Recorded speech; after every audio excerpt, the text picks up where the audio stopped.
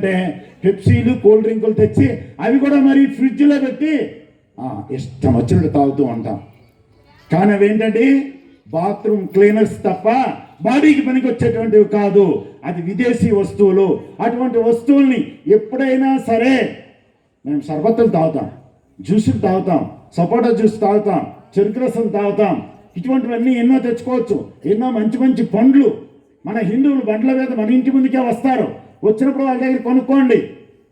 ఇది చెప్తే చాలామంది బాధ కూడా అవుతుంది, ఎందుకంటే మీకేడు జనసంఖ్య కూడా ఎక్కువ ఉంది. కానీ ఎవరిని నేను ద్వేషించడం లేదు. ముస్లిం సోదరులను కూడా మేము ప్రేమిస్తాం.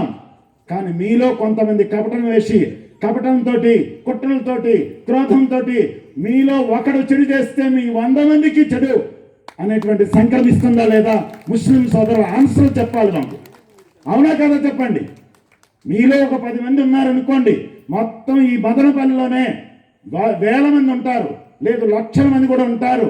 అటువంటి వాళ్ళు ఒక 10 మంది కానీ ఈ హిందూ దేశానికి ద్రోహాన్ని కల్పెట్టి హిందువులకు ద్రోహం చేయాలని కానీ వాళ్ళు పని చేస్తున్నారనుకోండి, ఆ మచ్చ మొత్తం ముస్లిం సమాజం అంతటికి అంటుతుందా లేదా? అంటుతుంది. దీనికి సమాధానం ఎవరు చెప్పాలి? ముస్లిం సోదరులే చెప్పాలి. వాళ్ళని ఉతికి ఈ దేశంలో లేకుండా, ఈ రాష్ట్రంలో లేకుండా, ఈ ఊర్లో లేకుండా తరిమి కొట్టడం మీరు చేశారంటే అప్పుడు హిందూ ముస్లిం బాయి బాయి అవుతాం తప్ప మీ వాళ్ళు మీరు పెట్టుకొని మీ వాళ్ళు మోసాలు చేస్తుంటే మీరు వాళ్ళకి భజన పరులుగా కూర్చుంటే మేమందరము నిద్రపోయి ఉండడానికి మాత్రం సన్నద్ధంగా లేము. ఆ కాలానికి చీటి చెల్లిపోయిందని మేము ఈ సభాముఖంగా చెప్తున్నాం. కానీ మిమ్మల్ని ద్వేషించాం, ప్రేమిస్తాం. ప్రేమించిన వాడు మోసం చేస్తే ప్రతిఘటన మాత్రం తప్పనిసరిగా చేసి తీరుతామనేటువంటి విషయాన్ని ముస్లిం సోదరులందరూ అర్థం చేసుకోవాలి. అదేవిధంగా క్రిస్టియన్లు ఉంటారు, ఇంటింటికి వస్తూ ఉంటారు, బైబిల్ చదివిస్తూ ఉంటారు, మనకేవో భయాలు పెడుతుంటారు. ఆ భయాలను పోగొడతామంటుంటారు, జబ్బులు పోగొడతామంటుంటారు.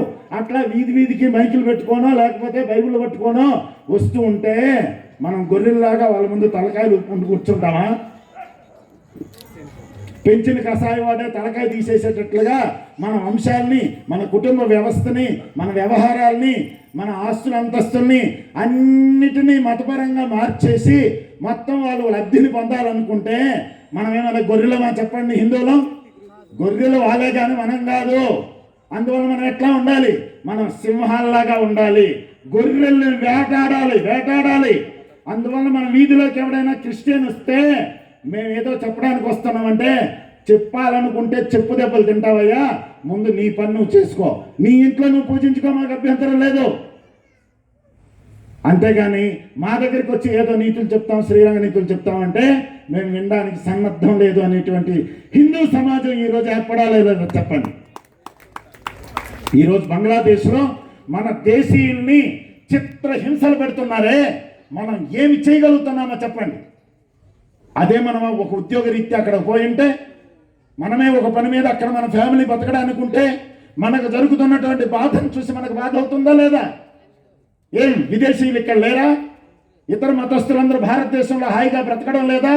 బ్రతుకుతున్నారు. మన బ్రతుకుల్ని చెరగొట్టాలని ప్రయత్నాలు ఇక్కడ జరుగుతుంటే, విదేశాల్లో మన దేశీయులైనటువంటి హిందువుల్ని నానా యాతనలు పెట్టి నరకయాతనలు పెడుతున్నారు. అది ఇతర మతస్థులు మనకు చేస్తున్నటువంటి ద్రోహం, క్రౌర్యం, క్రూరం, దుర్మార్గం, మూర్ఖత్వం ఇవన్నీ జరుగుతున్నాయి. అందువలన ఆ దేశంలో కదా అక్కడ పెట్టా, మన దేశంలో మనం అటువంటి